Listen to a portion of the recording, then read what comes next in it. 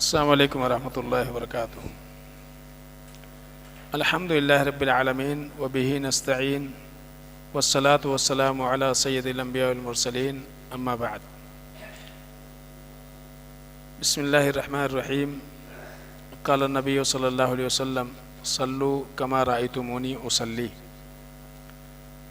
قابل احترام سامعین و سامعات، یہ جو درس منعقد کیا جا رہا ہے اس کا مقصد یہ ہے کہ کتاب و سنت کی روشنی میں نماز میں جو کچھ ہم اعمال انجام دیتے ہیں اس کے دلائل کا ہم کو پتہ چل جائے، کیوں ہم نماز میں کون سا عمل کرتے ہیں، اس کی دلیل کیا ہے۔ اس سے قبل کے درس میں ہم نے یہ دیکھا کہ قبلہ رخ کھڑے ہو کر کے، جب نماز میں ہم کھڑے ہوں تو قبلہ رخ کھڑے ہو کر کے اللہ اکبر سے ہم اپنی نماز کو شروع کرتے ہیں، اور یہ ذکر کیا تھا میں نے کہ یہ صحیح ابن ماجہ کی روایت ہے۔ ابو حمید الساعدی رضی اللہ تعالیٰ عنہ اس کے راوی ہیں، انہوں نے یہ بیان کیا کہ کان رسول اللہ صلی اللہ علیہ وسلم اذا قام الی الصلاۃ استقبل القبلہ، کہ اللہ کے رسول صلی اللہ علیہ وسلم جب نماز کے لیے کھڑے ہوتے تو قبلہ رخ ہو جاتے، ورفع یدیہ، اور اپنے دونوں ہاتھوں کو اٹھاتے، وقال اللہ اکبر، اور اللہ کے رسول صلی اللہ علیہ وسلم اللہ اکبر کہتے۔ اس سے میں نے یہ ذکر کیا تھا کہ نماز کی ابتدا اللہ اکبر سے ہی کر سکتے ہیں آپ۔ کوئی اس کا ترجمہ پڑھے اللہ بہت بڑا ہے، یا اس لفظ کے علاوہ کوئی ایسا لفظ لائے جس میں یہی معنی نکلتا ہو، تب بھی صحیح نہیں ہے، اس لیے کہ اللہ کے رسول صلی اللہ علیہ وسلم نے نماز کی ابتدا اللہ اکبر سے کرنے کی ترغیب دی ہے۔ اب اس کے بعد ایک سوال یہ آتا ہے کہ کیا صرف امام اللہ اکبر کہے گا یا مقتدی بھی اللہ اکبر کہیں گے؟ جیسے کہ آج بہت سارے بھائی یہ سمجھتے ہیں کہ امام قرأت کر رہا ہے اور امام پڑھ رہا ہے تو ہم کو پڑھنے کی کیا ضرورت ہے، اور بعض نمازیں ان کی ایسی جاتی ہیں کہ وہ شروع سے لے کر کے آخر تک خاموش رہتے ہیں، کچھ بھی نہیں پڑھتے ہیں۔ تو ہم کو اللہ اکبر کہنا چاہیے یا نہیں کہنا چاہیے اگر ہم امام کے پیچھے پڑھ رہے ہیں تو؟ اللہ کے رسول صلی اللہ علیہ وسلم نے ارشاد فرمایا، آپ نے کہا فَإِذَا قَالَ الْإِمَامُ اللَّهُ أَكْبَرُ فَقُولُوا اللَّهُ أَكْبَرُ، جب امام اللہ اکبر کہے تو تم بھی اللہ اکبر کہو۔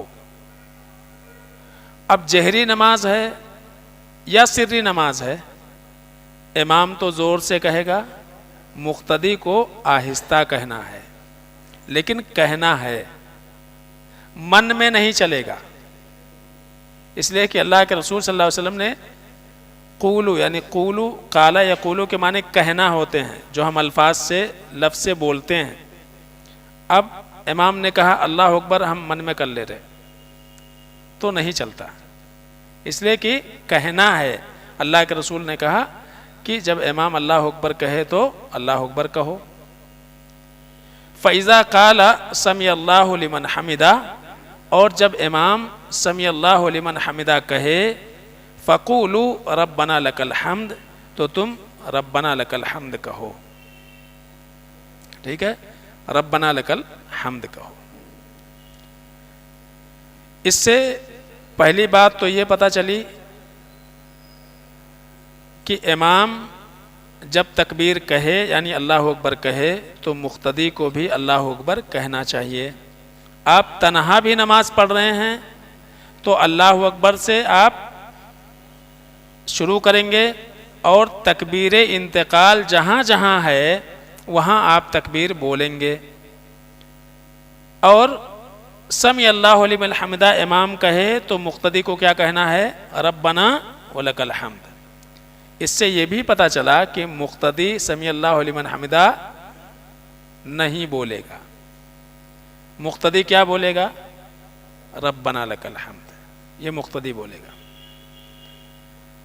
تو اب اتنی باتیں ہمیں معلوم ہوئی کہ تکبیر امام کہے گا تو ہم کو بھی تکبیر کہنا ہے، اور رکوع سے اٹھتے وقت جب امام سمی اللہ لمن حمدہ کہے گا تو ہم کو ربنا لک الحمد کہنا ہے۔ جماعت میں آپ جماعت سے نماز پڑھ رہے ہیں تو آپ کو کرنا ہے، تنہا نماز پڑھ رہے ہیں تب بھی آپ نے تکبیر کہنا ہے، ٹھیک ہے؟ اچھا، اور یہاں ہر تکبیر پر کہنا ہے، جب بھی امام اللہ اکبر کہے تو ہم کو اللہ اکبر کہنا ہے۔ یہ روایت مسند احمد میں، بیہقی میں، ابن خزیمہ میں، امام حاکم نے اپنی مستدرک میں، اور یہ جو الفاظ ہیں جو میں نے ابھی پڑھی ہے، اب میں نے کئی حدیثوں کا حوالہ دیا، مسند احمد میں یہ روایت موجود ہے، بیہقی میں ہے، ابن خزیمہ میں ہے، مستدرک حاکم میں روایت موجود ہے، لیکن یہ جو الفاظ جو ہیں یہ الفاظ ابن خزیمہ کے ہیں، الفاظ یہ ابن خزیمہ کے ہیں۔ یہ بتانا اس لیے مقصد ہے کہ مان لو اگر اس لفظ سے آپ سرچ کریں گے اور ڈھونڈیں گے آپ مسند احمد میں تو کہیں گے یہ تو لفظ ہے ہی نہیں اس میں۔ تو کبھی یہ ہوتا ہے کہ جیسے آپ کے سامنے کوئی واقعہ ہوا، آپ کے سامنے کوئی واقعہ ہوا، آپ اس واقعے کو بیان کرتے ہیں، دوسرا آدمی وہی واقعہ اپنے الفاظ میں بیان کرتا ہے، تو مفہوم تو وہی پیش کرے گا لیکن الفاظ دونوں کے الگ الگ ہوں گے۔ تو ایسے ہی صحابہ کا معاملہ تھا، اللہ کے رسول صلی اللہ علیہ وسلم کی جب کوئی بات سنتے تھے تو اللہ کے رسول صلی اللہ علیہ وسلم کی وہ باتیں ہر راوی اپنے الفاظ میں بیان کرتا تھا، ہر صحابی اپنے الفاظ میں بیان کرتے ہیں۔ اس لیے آپ دیکھیں گے کہ روایتیں وہی معنی کی اور وہی باتیں حدیث کی بہت ساری کتابوں میں ہیں، اور ہر ایک کے الفاظ الگ الگ ہیں، جدا جدا ہیں۔ اب کوئی یہ نہ کہے کہ دیکھو انہوں تو ایسا بیان کر رہے، وہ ایسا بیان کر رہے، وہ ایسا بیان کر رہے، تو کس کی بات ماننا؟ بھائی بات تو وہی ہو رہی ہے، الفاظ الگ الگ ہیں، الفاظ الگ الگ ہیں۔ اس لیے میں نے ذکر کیا کہ یہ روایت جو ہے مسند احمد میں، بیہقی میں اور ابن خزیمہ میں اور حاکم میں ہے، لیکن الفاظ جو ہیں وہ کہاں سے لیے گئے ہیں؟ ابن خزیمہ سے۔ تو اس سے اتنی باتیں پتہ چلی۔ اب ہم دیکھیں گے کہ تکبیر کے مقامات کہاں کہاں ہیں۔ اس میں تو ایک جنرل بات پتہ چلی نا کہ اللہ کے رسول صلی اللہ علیہ وسلم نے کہا کہ جب امام اللہ اکبر کہے تو اللہ اکبر کہو، سمی اللہ لمن حمدہ کہے تو ربنا لک الحمد کہو۔ اب سوال یہ ہے کہ وہ اللہ اکبر کہاں کہاں کہا جائے گا، ہے کہ نہیں؟ اللہ اکبر کہاں کہاں کہیں گے؟ اسی کو کہتے ہیں تکبیر انتقال۔ ایک حالت سے دوسری حالت میں جانے کے لیے تکبیر کی ضرورت ہے۔ تو تکبیر انتقال کتنے مقامات پر ہیں اور کہاں کہاں ہیں؟ اللہ کے رسول صلی اللہ علیہ وسلم فرماتے ہیں اِنَّهُ لَا تَتِمُّ صَلَاةٌ لِأَحَدٍ مِّنَ النَّاسِ حَتَّى يَتَوَضَّأَ، کسی بھی شخص کی نماز نہیں ہوتی یہاں تک کہ وہ ٹھیک طریقے سے وضو نہ کرے۔ پتہ چلا نماز کے صحیح ہونے کے لیے وضو کا صحیح ہونا ضروری ہے۔ اگر وضو صحیح نہیں ہے تو نماز بھی صحیح نہیں ہوگی۔ اللہ کے رسول صلی اللہ علیہ وسلم فرماتے ہیں فَيَضَعُ الْوُضُوءَ مَوَاضِعَهُ، پانی اعضائے وضو تک انسان مکمل طریقے سے پہنچائے۔ اسی لیے آپ نے کہا کہ اگر کہیں سوکھا رہ گیا ہے تو وہ وضو نہیں ہوگا۔ اور آپ نے ایک موقع پر کہا وَيْلٌ لِلْعَقَابِ، ایڑیوں والوں کے لیے کیا ہے؟ جہنم ہے، ویل ہے، ہلاکت ہے، بربادی ہے۔ یعنی وہ دھیان نہیں دیتے، پیچھے ایڑیاں دھلتے ہیں اور سوکھا رہ جاتا ہے۔ تو اعضائے وضو جو ہے بہت اچھے طریقے سے وہاں تک پانی پہنچانے کی کوشش کرنا چاہیے۔ اس لیے کہ اللہ کے نبی نے فرمایا نماز نہیں ہوتی یہاں تک کہ ٹھیک طریقے سے وضو کر لے اور وضو کے اعضاء تک پانی پہنچ جائے۔ پھر اس کے بعد اللہ کے نبی فرماتے ہیں ثم یکبر، پھر وہ اللہ اکبر کہے، وَيَحْمَدُ اللَّهَ عَزَّ وَجَلَّ وَيُثْنِي عَلَيْهِ، پھر اللہ عز و جل کی حمد و ثنا بیان کرے۔ کیا مراد ہے؟ اللہ اکبر بولنے کے بعد ہم کیا پڑھتے ہیں؟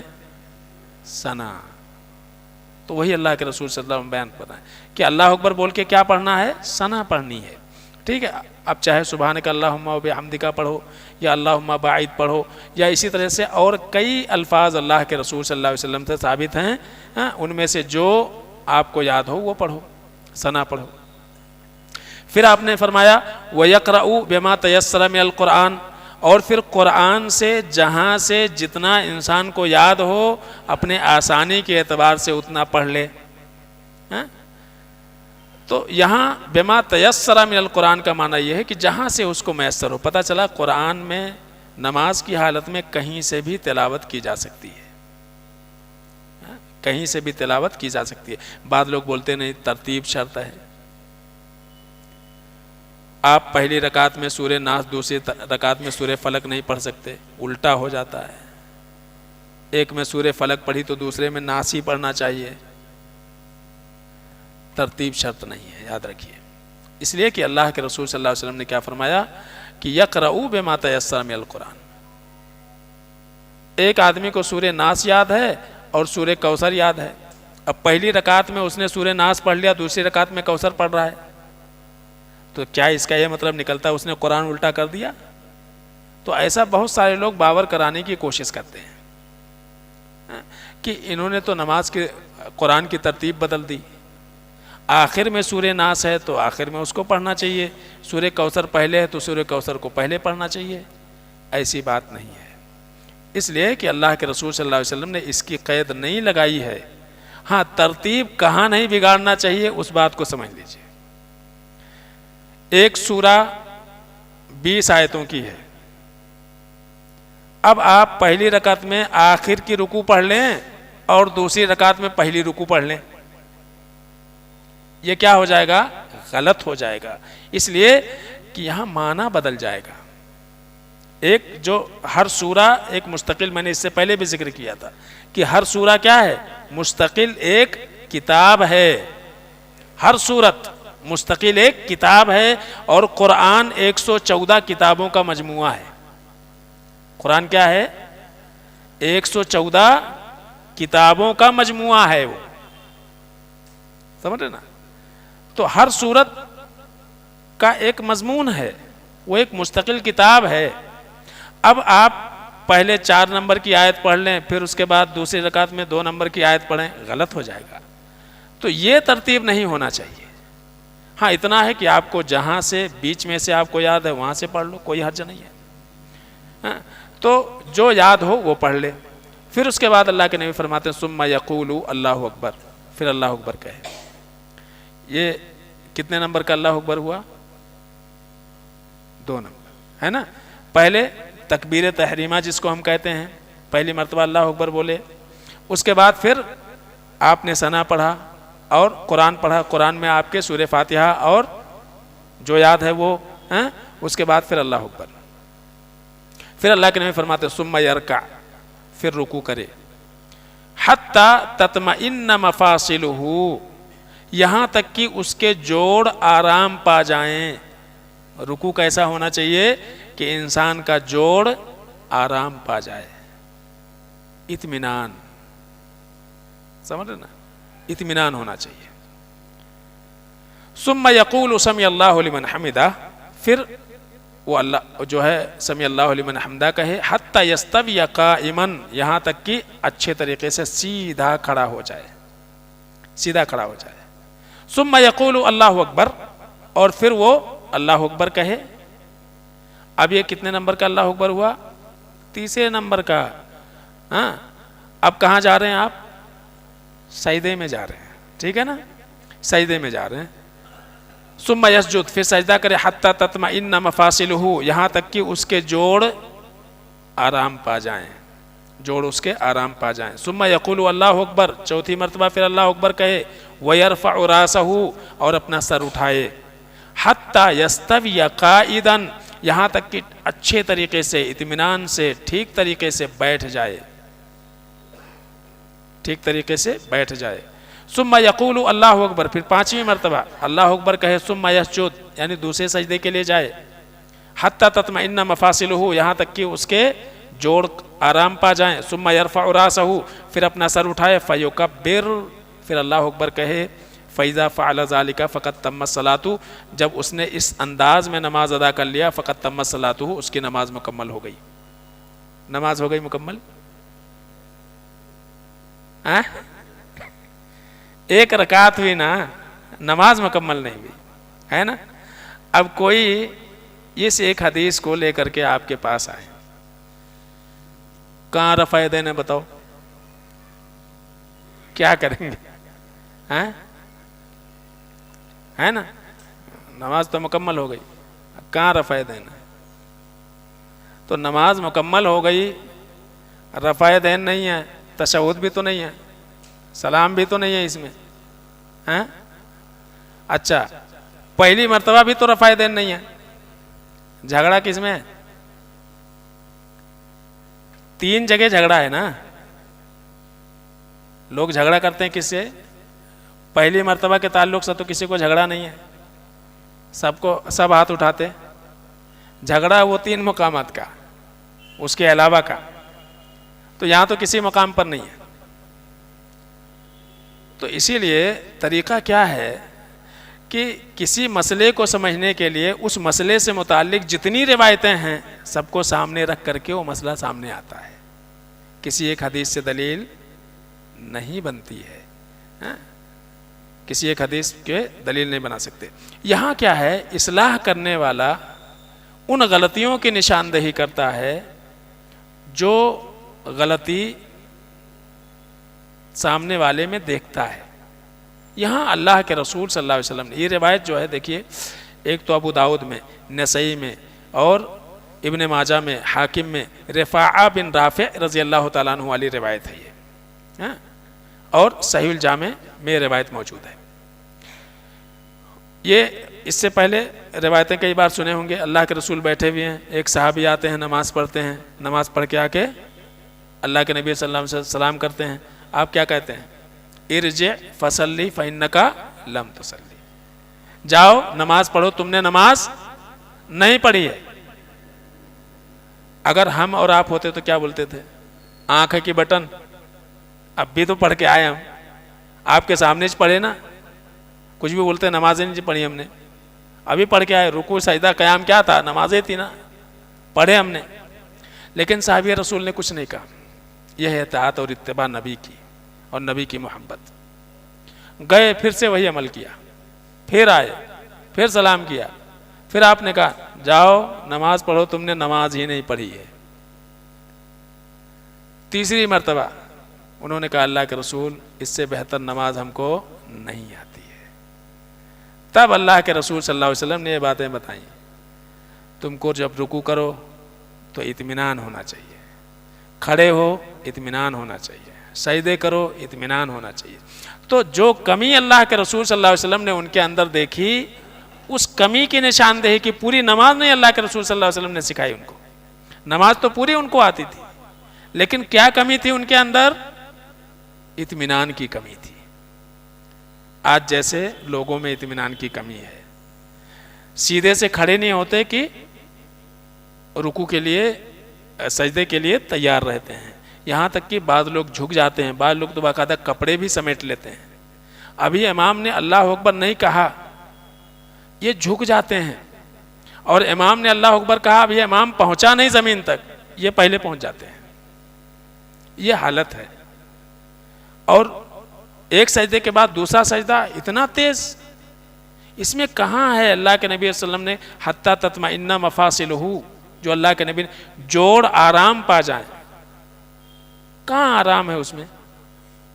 اس لیے یہ کیا ہے؟ یہ رکن ہے اطمینان، اس کے بغیر نماز نہیں ہوتی، کیونکہ نبی نے کیا کہا؟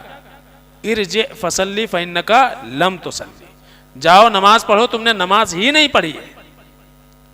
اور صحابی رسول نے ایک صاحب کو نماز پڑھتے ہوئے دیکھا تھا، انہوں نے کہا کتنے سال سے نماز پڑھ رہے؟ بولے 40 سال سے. کہا کہ واللہ لو مت علی ھذا مت علی غیر سنت محمد صلی اللہ علیہ وسلم. یہ جو تم اسپیڈ سے جو نماز پڑھ رہے ہو، تمہاری نماز میں جو اطمینان اور سکون نہیں ہے، نہ صحیح طریقے سے تم رکوع کر رہے، نہ صحیح طریقے سے سجدے کر رہے، نہ دونوں سجدے کے درمیان بیٹھ رہے ہیں. اگر اس طریقے پر مر گئے تو محمد رسول اللہ صلی اللہ علیہ وسلم کے طریقے پر تمہاری موت نہیں ہونے والی ہے. تو اس لیے اطمینان اور سکون یہ کیا ہے؟ یہ ضروری ہے نماز میں، بلکہ رکن ہے نماز کا، اس کے بغیر نماز نہیں ہوتی ہے. تو اس حدیث میں سکون اور اطمینان بتلانا مقصود ہے. اور دوسرے، ایک رکعت میں کتنے سجدے ہوتے ہیں اور کتنے رکوع ہوتے ہیں، یہ بھی اس روایت میں اللہ کے رسول صلی اللہ علیہ وسلم نے بیان کر دیا. ایک بار رکوع کیے ہیں اور کتنے سجدے کیے ہیں؟ 2 سجدے کیے ہیں. اور کتنی مرتبہ اللہ اکبر ہے؟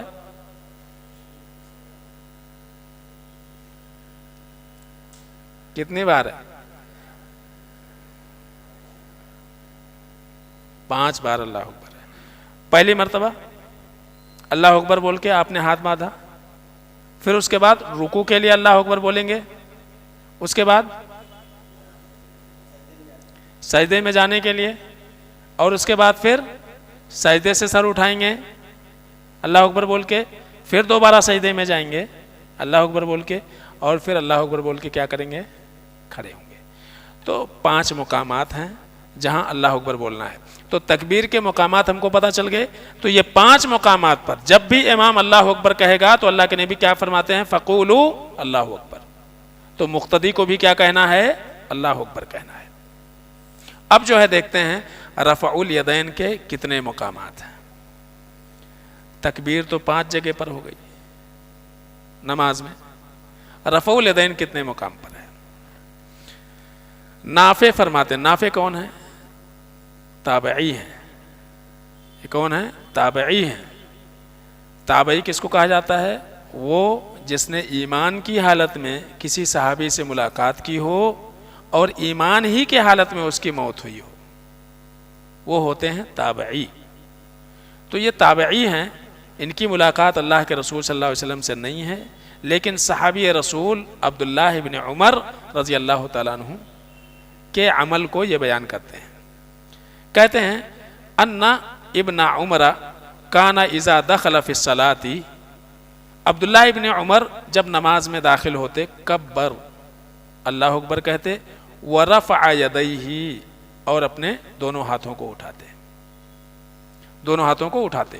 وَإِذَا رَكَعَ اور جب رکوع کرنا ہوتا تو پھر کیا کرتے؟ رفع یدیہ، پھر رفع یدین کرتے، رفع الیدین کرتے. وَإِذَا قَالَ سَمِعَ اللَّهُ لِمَنْ حَمِدَهُ اور جب سَمِعَ اللَّهُ لِمَنْ حَمِدَهُ کہتے یعنی رکوع سے اٹھتے تو رفع یدیہ اپنے ہاتھ اٹھاتے. کتنے جگہ ہو گئی؟ وَإِذَا قَامَ مِنَ الرَّكَعَتَيْنِ اور جب 2 رکعت پڑھ کے تیسری رکعت کے لیے کھڑے ہوتے رفع یدیہ تو اپنے دونوں ہاتھ اٹھاتے. وَرَفَعَ ذَلِكَ ابن عمر إِلَى نبی اللہ صلی اللہ علیہ وسلم. عبداللہ ابن عمر نے اس عمل کو نبی کے جانب منسوب کیا ہے.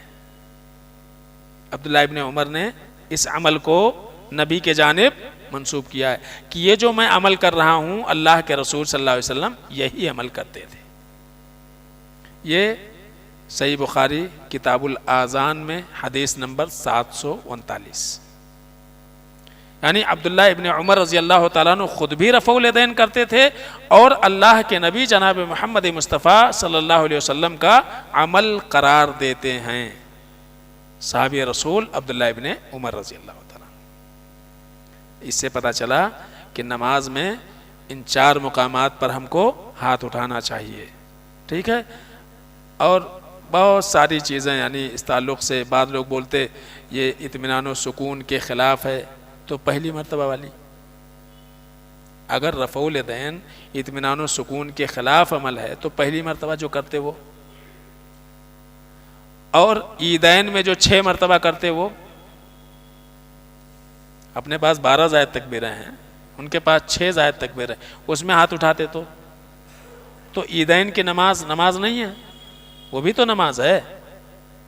تو یہاں اگر آپ بولتے ہیں کہ یہ اطمینان و سکون کے خلاف ہے تو باقی ہے. اور دوسری بات یہ ہے کہ اللہ کے رسول صلی اللہ علیہ وسلم جب کرتے تھے، صحابی کہہ رہے ہیں کہ اللہ کے رسول صلی اللہ علیہ وسلم کرتے تھے، تو کیا کرنا چاہیے ہم کو؟ کسی امام نے کہا یہ اہم نہیں ہے، اللہ کے رسول صلی اللہ علیہ وسلم کا عمل کیا ہے ہم کو یہ چیز دیکھنی ہے. پھر نہ صرف اللہ کے رسول کا عمل ہے، صحابی کا بھی عمل ہے، اور پھر تابعی جو بیان کرتے ہیں ان کا بھی یہی عمل ہے کہ رفع الیدین کرتے تھے. اس کے بعد دیکھتے ہیں کہ رفع الیدین میں جو ہم ہاتھ اٹھاتے ہیں وہ ہاتھ کہاں تک اٹھائیں، ہے نا. ہمارے پاس جو ہمارے بھائی ہیں بعض، ان کی عادت کیا ہے، یہ طریقہ ہے ہاتھ اٹھانے کا، ہے نا، یہ طریقہ ہے، کان چھوتے ہیں، ایسا کنیکشن باقی رہنا. اللہ کے رسول صلی اللہ علیہ وسلم دیکھیے رفع الیدین، عبداللہ ابن عمر رضی اللہ تعالیٰ عنہ فرماتے ہیں رأیت النبی صلی اللہ علیہ وسلم، اللہ کے رسول صلی اللہ علیہ وسلم کا عمل بتانے رہے ہیں. رأیت النبی صلی اللہ علیہ وسلم افتتح التکبیر فی الصلاۃ، آپ جب اللہ اکبر کہتے، جب نماز کا آغاز کرتے تو رفع یدیہ حین یکبر، جب اللہ اکبر کہتے تو اپنے دونوں ہاتھ اٹھاتے، حتی یجعلہما حذو منکبیہ، تو آپ کے دونوں ہاتھ آپ کے کندھے کے برابر ہوتے تھے. کہاں تک ہوتے تھے؟ کندھے کے برابر. کندھا یہ ہے، اس کے برابر. ایسا نہیں کرتے تھے، کندھے کے برابر اٹھاتے، حذو منکبیہ، کندھے کے برابر اٹھاتے تھے. وَإِذَا كَبَّرَ لِلرُّكُوعِ، اور جب رکوع جانے کے لیے اللہ اکبر کہتے، فعل مثلہ، ایسا ہی ہاتھ اٹھاتے. وَإِذَا قَالَ سَمِعَ اللَّهُ لِمَنْ حَمِدَهُ، اور جب رکوع سے سر اٹھاتے، سمیع اللہ لمن حمدہ کہتے، فعل مثلہ، تب بھی اللہ کے نبی صلی اللہ علیہ وسلم ایسا ہی جو ہے ہاتھ اٹھاتے. وقال ربنا ولک الحمد، اور کہتے ربنا لک الحمد. ولا يفعل ذلك حين يسجد، جب سجدے میں جانا ہوتا تھا تو اللہ کے رسول صلی اللہ علیہ وسلم ہاتھ نہیں اٹھاتے تھے. اب کتنی واضح دلیل چاہیے. کہتے ہیں نماز شروع کر رہے ہیں تو آپ ہاتھ اٹھا رہے ہیں اللہ اکبر بولتے ہوئے، پھر جب رکوع میں جا رہے ہیں تو اللہ کے نبی ہاتھ اٹھا رہے ہیں، پھر جب رکوع سے کھڑے ہو رہے ہیں سمیع اللہ لمن حمدہ بول رہے ہیں تو رفع یدیہ، فعل مثلہ مطلب جیسا پہلے کیا ویسا کرتے تھے. ولا يفعل حين يسجد، لیکن جب سجدے میں جاتے تو ایسا نہیں کرتے. ولا حين يرفع راسه من السجود، اور جب سجدے سے سر اٹھاتے تھے تب بھی ایسا نہیں کرتے تھے. تو عبداللہ ابن عمر رضی اللہ تعالیٰ عنہ نے واضح کر دیا کہ اللہ کے رسول صلی اللہ علیہ وسلم کے تکبیر کہاں کہاں ہوتے تھے، اور رفع الیدین کے مقامات آپ نے تو پہلے واضح کر دیا، یہاں بھی انہوں نے واضح کر دیا. وہاں ذکر نہیں تھا کہ سجدے میں کرتے تھے کہ نہیں کرتے تھے، لیکن یہاں یہ ذکر ہے کہ اللہ کے رسول صلی اللہ علیہ وسلم سجدے میں جاتے ہوئے نہیں کرتے تھے رفع الیدین، اللہ اکبر بولتے تھے لیکن سجدے میں جاتے ہوئے رفع الیدین نہیں کرتے تھے. اور جب سجدے سے سر اٹھاتے تھے اللہ اکبر بولتے تھے لیکن رفع الیدین نہیں کرتے تھے. یہ بھی صحیح بخاری کتاب الاذان حدیث نمبر 735، اور مسلم میں بھی یہی روایت موجود ہے. تو ہم نے آج کے درس میں یہ جانا کہ امام کے پیچھے ہم ہیں یا تنہا پڑھ رہے ہیں تو اللہ اکبر ہم کو کہنا ہے. رکوع میں صرف رکوع سے اٹھتے ہوئے سمیع اللہ لمن حمدہ کہنا ہے. باقی 5 مقامات ایسے ہیں جہاں اللہ اکبر کہنا ہے. امام کے پیچھے بھی ہم پڑھ رہے ہیں اگر نماز تو وہاں بھی ہم کو کیا کرنا ہے، تکبیر کے کلمات کہنے ہیں. امام سمیع اللہ لمن حمدہ کہیں گے، ہم کیا کہیں گے، ربنا لک الحمد. بعض روایتوں میں ربنا ولک الحمد، دونوں صحیح ہے، ربنا لک الحمد یا ربنا ولک الحمد. ٹھیک ہے، حمدن کثیرن طیبن مبارکن فی، یہ بھی ثابت ہے، یہ بھی چیز کیا ہے، ثابت ہے، کہنا چاہیے.